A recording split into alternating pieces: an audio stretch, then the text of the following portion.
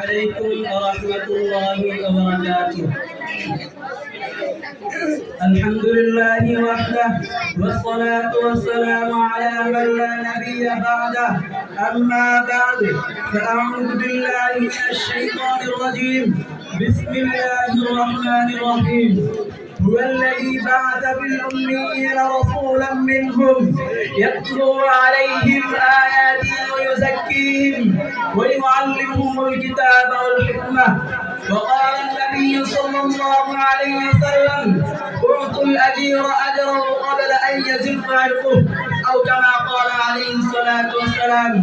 অধ্যকার সরকারি ছাত্র পাঠাগার কর্তৃক আয়োজিত বাৎসরিক প্রতিযোগিতা অনুষ্ঠানের সম্মানিত সভাপতি, বিজ্ঞ বিচারক মন্ডলী, সুদক্ষ পরিচালক, আমার সামনে বসা তৎকালীন বিবেচিত ছাত্র ভাইরা, সকলকে জানাই আমার পক্ষ থেকে আন্তরিক মোবারকবাদ।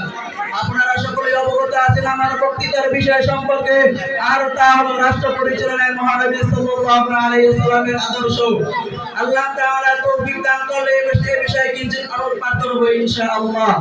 মুহতারাম হাজিরিন, যখন পৃথিবীতে সভ্যতা বলতে কিছুই ছিল না, সুশীল সমাজের কোনো ধারণা ছিল না, খুন হত্যা রাহাজানি যেভাবে বিচার ছিল তাদের নিত্যদিনের অভ্যাস, এমনি এক সময় সম্পর্কে আল্লাহ তাআলা ঘোষণা করেন: وَكُنْتُمْ عَلَى حُفْرَةٍ مِنَ النَّارِ فَأَنقَذَكُم مِّنْهَا كَذَلِكَ يُبَيِّنُ اللَّهُ لَكُمْ آيَاتِهِ لَعَلَّكُمْ تَهْتَدُونَ। তোমরা অগ্নিকুণ্ডের প্রান্তে ছিলে, আল্লাহ তাআলা তোমাদেরকে সেখান থেকে মুক্তি দিয়েছেন। সভ্যতা এবং মানবতার এবং নাজুক মুহূর্তে কল্যাণের ঘোষণা দিয়ে আরব বক্তব্যকে আগমন করেন পৃথিবীর পূর্বপর প্রজন্মের শ্রেষ্ঠ সন্তান, রাষ্ট্র সংস্কারের উপকার জনাবে মুহাম্মদুর রাসূলুল্লাহ সাল্লাল্লাহু আলাইহি ওয়াসাল্লাম, যার রাষ্ট্র সংস্কারের কথা সাক্ষ্য দিয়ে আল্লাহ তাআলা ঘোষণা করেন: হুয়াল্লাযী বা'আসা বিল উম্মিয়িনা রাসূলান মিনহুম ইয়াতলু আলাইহিম আয়াতিহি ওয়া ইউযাক্কিহিম ওয়া ইউআল্লিমুহুমুল কিতাবা ওয়াল হিকমা। তিনি তাদের মধ্যে তাদের একজনকে রাসূল বানিয়ে পাঠিয়েছেন, যিনি তাদেরকে তাদের সামনে তার আয়াতসমূহ তেলাওয়াত করে শোনাবে এবং তাদেরকে পরিশুদ্ধ করবে এবং তাদেরকে কিতাব ও হিকমত শিক্ষা দেবে। প্রিয় উপস্থিতি, নবী করিম সাল্লাল্লাহু আলাইহি ওয়াসাল্লাম মানুষের পারিবারিক জীবন থেকে সামাজিক জীবন, রাজনৈতিক জীবন সহ আন্তর্জাতিক পর্যায় পর্যন্ত সমাজের প্রতিটি সেক্টরে মানুষের নিরাপত্তা এবং শান্তির অনুমতি দিয়েছেন, শান্তির অধিকার প্রতিষ্ঠিত করেছেন। ধর্মীয় স্বাধীনতা নিশ্চিত করে বলেন: লা ইকরাহা ফিদ-দীন, ক্বাদ তাবায়্যানা আর-রুশদু মিনাল গাই। ধর্মের ব্যাপারে কোনো জবরদস্তি নেই, হেদায়েতের উপর উম্মাহ থেকে সুস্পষ্ট হয়ে গেছে। অতঃপর সামাজিক সম্প্রীতি বজায় রাখতে এবং মানুষের অধিকার প্রতিষ্ঠিত করতে বলেন: উতুল আজীরা আজরাহু ক্বাবলা আন ইয়াযিফা আরকুহু। শ্রমিকের ঘাম শুকানোর পূর্বে তার পারিশ্রমিক দিয়ে দাও। অতঃপর সমাজের উন্নতির গতিকে আরো বাড়িয়ে দেয় বলেন: ওয়ালা তাকরাবুজ জিনা ইন্নাহু কানা ফাহিশা ওয়া সাআ সাবিলা। তোমরা ব্যভিচারের নিকটবর্তী হও না, কেননা তা অশ্লীলতা এবং নিকৃষ্ট আচরণ। মানুষের জান ও মালের নিরাপত্তা দিয়ে ঘোষণা করেন: ওয়ালা তাকতুলুন নাফসাল্লাতী হারামাল্লাহু বিল হক والسارق والسارقة فقطعوا أيديهما جزاء بما كسبا نكالا من الله। আল্লাহ তাআলা যে জানকে মর্যাদা দিয়েছেন তাকে তোমরা হত্যা করো না, যে নারী এবং পুরুষ চুরি করে তাদের হাত কেটে দাও।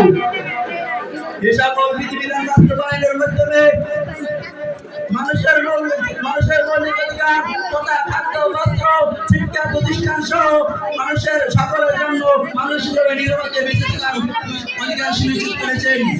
প্রিয় সাথী ও বন্ধুগণ, এই ইতিহাসের এই শ্রেষ্ঠ রাষ্ট্রনায়ক রাষ্ট্র পরিচালনার ক্ষেত্রে কেবল আইনি প্রণয়ন করেন নাই, বরং সর্বক্ষেত্রে এর যথাযথ বাস্তবায়ন করেছেন।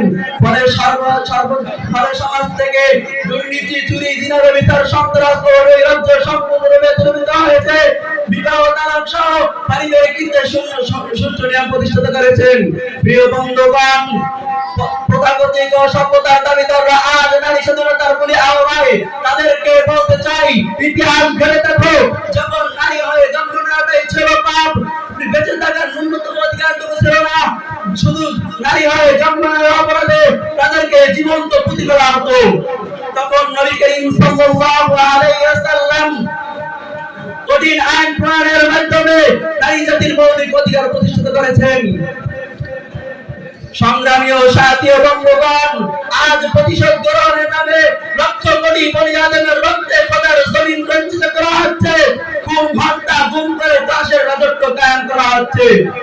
আজকে আমাদের কর্মধারা সমাজ থেকে সমাজ ও রাষ্ট্র সংস্কারের কথা বলে জাতি থেকে ম্যান্ডেট নেওয়ার পর সমস্ত নির্যাতনের রাস্তাগুলো উন্মুক্ত করে দিচ্ছে।